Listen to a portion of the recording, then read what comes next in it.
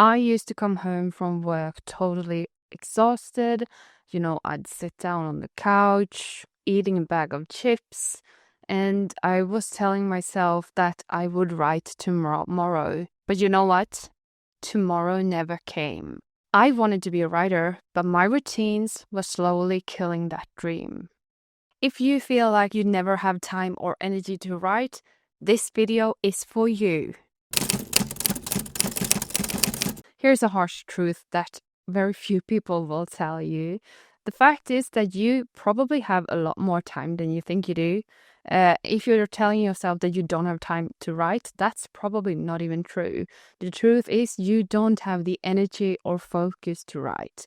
And that's what we're going to be talking about and how you can fix it in this video. Did you know, for example, that if you spend 30 minutes less a day on TikTok, you could save up to 182 hours, which could be put on your writing each and every single year. That's the harsh truth. We spend all this time on things that we don't even want to spend time on. And hear me out. I've been there myself so much that you have no idea. But today I'm a much more disciplined and focused person because I've found a way that makes me able to pursue my dream in a sustainable way without burnout. We say we don't have time to write, but let's be honest, it's never about time. It's almost always about energy and taking the time to actually sit down and focus. And one thing that you can do if you don't feel like you have time to write is that you can actually take the time to track your activities in a week or, just track your evenings. For example, if you watch TV or Netflix for 3 hours a night, that's 21 hours in a week. That's more than half a work week that you spend on something that I don't even know. Like for me, I don't even like watching TV that much. So for me, that is a complete waste of time. Yes, I do, it's nice to relax, but I do not recharge watching TV. So for me, that is very much not something that I want to spend that much time on. I'm not saying that it's bad to do it. Of course, we're allowed to relax and stuff like that, but we need to be mindful about what we spend our time on, because otherwise time will just disappear and we will be there, when we're old, sit there and be like, where did it go? I wish I had more time. When you're old, I bet that you could, you'd pay anything to go back to the age that you're in right now. I think time is such a precious thing, and it's something that we as writers and aspiring writers need to take into account and take a lot more seriously. If you take a look at your own life, let me know in the comments what's the real thing that's preventing you from writing as much as you want to write. For example, right now I'm on vacation, I'm on summer leave from my day job, and today I've spent 5 hours writing. And yeah, that is a lot of time writing. It was amazing, but it was also exhausting. It takes a lot of energy for me to think that much. But now that I'm on paid vacation, of course I'm going to take the time to actually just write as much as I can, because I have deadlines and I want to make writing, I want to make a living off of this one day. So every chance I get, I take and put that time and effort into something that feels like it matters to me. And I think one key problem for a lot of us is that, there is a cost to not having a good routine in your life. A few years ago, I was on the brink of burnout. I had a job that was exhausting, and when I came home from work, the only thing I wanted to do was just to relax. So I would just sit down on the couch, watch Netflix, the thing that I said that I don't want to do this when I think about it logically. But that was what I was doing, and I had a snack because I felt like I disturbed it after a, mind-draining day. So I needed to pick me up, so I went to food because that was comforting for me. And I went to watching, getting my dopamine hits, scrolling social media, And it was when I had the paid vacation that year. That year, I, like, for the first week of that vacation, I slept for more than 12 hours a night. And I just felt drained. And that was a real rude awakening for me, because I knew that was a wake-up call.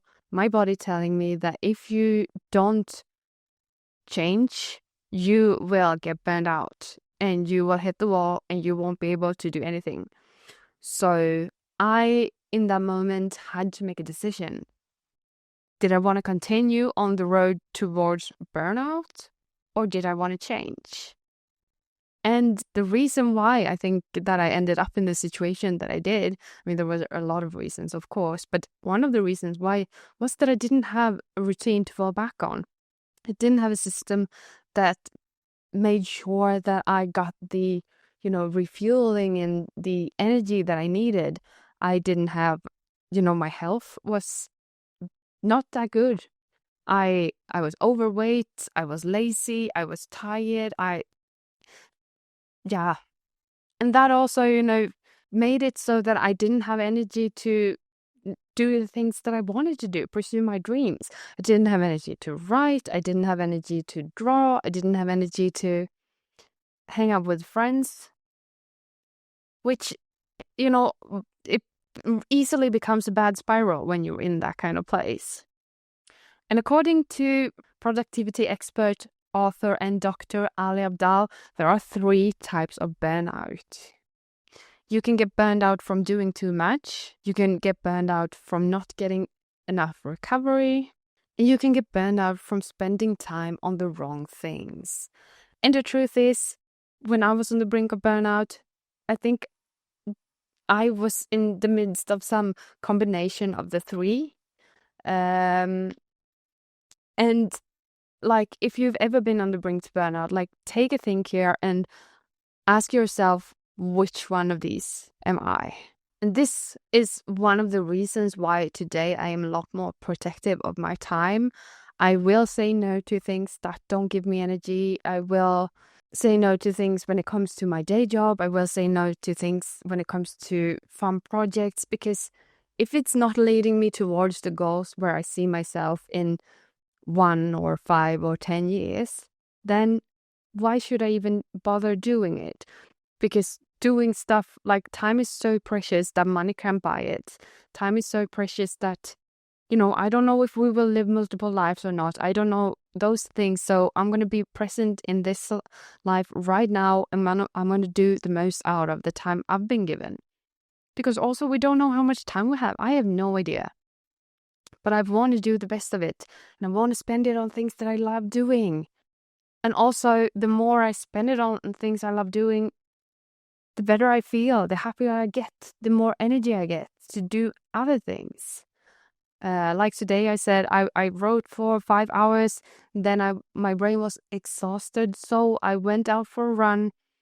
I left my phone at home. This has been a big learning for me, since I work as a marketer, professional marketer, and I love social media. Like, I love social media. But the problem is, I also love the dopamine kicks that social media gives me. And that means that I have to be really, really mindful about how much time I spend on these platforms, because I so easily get sucked in. And also, it's my job to understand the algorithms and to understand how we work and behave on social media. So I can't spend my leisure time on that. Because also, if I get, too high on dopamine, it's impossible to sit down for an hour and write 1,000 words. Because it's like eating a lot of sugar when you're hungry. You should eat something healthy to get a stable blood sugar level, because then you'll have energy for stuff. But if you just eat sugar, which is what social media, I guess, can be sometimes, then you will crash and you won't be able to focus in the way that maybe you want to. At least that's the case for me. So I went out for a run for 45 minutes, no phone, no nothing. And that just rebooted me. Now I have energy again. Now I can focus again. Now I can do whatever I want to again. And you need to find the ways that you can reset and recharge. I don't know what your pitfalls are. but I'm sure that you will be able to figure them out. But the truth still is that it's not time that you're lacking if you say that you can't write. It's probably energy and focus, because time can be found, I promise you. But you also need to be mindful about those stages of burnout so that you're not burning yourself out. And I guess the turning point for me, when I was on the brink to burnout, was actually when I read Atomic Habits by James Clear. I love this book. It's such an amazing book. I've actually made a video about it also. I'll link it in the description box. But that book really changed everything for me, both when it came to writing, but also a bunch of other habits, like me working out. I had to rethink, do I even want to stay at this job if I don't get appreciated and they only use me for, to work a lot more than I actually should. Fun fact, they had to hire 2 people when I left that job. But anyways, this book really saved my life, I think. I am so thankful that I found it, because it taught me to create habits and do habit stacking and stuff like that. That's why I have these routines to fall back on now, so I don't burn myself out. And this is why I think it's so important for you to have a writing routine to fall back on, because when life hits you hard, you still have your writing routine to fall back on. It takes on average 66 days to create a new habit. So if you write for 66 days in a row, after that, it will be a lot easier for you to write. That's actually why I created the course and the book, the 66-day writing challenge. Because for me, when I started writing regularly, I've been writing more than 800 days in a row now, soon hitting 900. But 66 days after that, that was the unlock for me, because I started writing half an hour each and every single day for, I think it was for 1 or 2 months. I just woke up earlier, and because I focus a lot better in the mornings, so I chose to wake up earlier and sit down and write, and that really changed something for me. Something clicked, and I started living for me again, I guess. That's why I created this. It's to help people that don't know what they're going to write. If you don't have a writing project going, you're not sure what you're going to write, then this book is for you. It has writing prompts each and every single day for 66 days. And if you follow it step by step, you will have done world building. You will have tried to write in different POVs. You will have learned to create feeling and a lot more. So I've designed it so that it can be the foundation for a book project as well. It's also another thing with writing each and every single day is that it does not have to be perfect. Not at all. It can be your outlet. Maybe you write morning pages. The important thing is that you keep the momentum going, because that means that, I don't know, it's like working out. Now I work out each and every single day. Sometimes I do martial arts. Sometimes I go out for a run. Sometimes I do yoga. But the key point here is I need to move and to exercise for my brain to function and for me to be a better writer and for me to mentally, feel good. So yeah, at least, as long as I do something, that's the key point. I don't have to walk, I don't need to hit a specific calorie count. I don't need to walk 10,000 steps, but it's good if I do. So, but for me, it's all about keeping the momentum going, creating habits, improving 1% each and every single day, both in my writing, but in a lot of other aspects of life too. And the challenge for you, if you still feel like you don't have time, is to, set aside 20 minutes anytime during the day and turn off your phone, turn off the notifications, turn off the internet off on your computer, and just sit down and write. That's what I do. My mornings are sacred. So I have my, pre-writing routine, and then I sit down and write, preferably for 1 hour. But during the time that I sit down and write, I leave my phone somewhere else in the apartment. Because as I said before, I know that I love dopamine. I know I love social media. And I'll be too, like, I will probably want to post a photo of me writing. But that's not what I'm supposed to do. I can do that after I've written. But during my writing time, I'm just going to sit down and write. And my phone is not going to be anywhere near me because you write on my computer. So, and another harsh truth is no one will become a good writer without reps. So if you don't put in the time and effort to write, you'll probably only be a mediocre writer. If you want to become a great writer, if you want to become a successful writer, you need to put in the time and effort to write. Probably a lot, because sure, some people are born with talent, but most of us aren't. And it's usually not the talented kids that become the successful stories at the end anyways, because they will grow tired of doing the thing that they're talented in. And it's the people who keep on going, keep on putting in the hours, keep on putting in the reps. It's those of us who will have successful author careers, I think, and who will create the momentum that will someday lead to us writing that perfect story that everyone will love. So what kind of change can you make in your life to create a little bit more space and time for writing? Let me know in the comments. I would love to hear your tips. And let me know what you think about this video. This is a part of a series I'm trying to make right now about how to create a sustainable writing habit.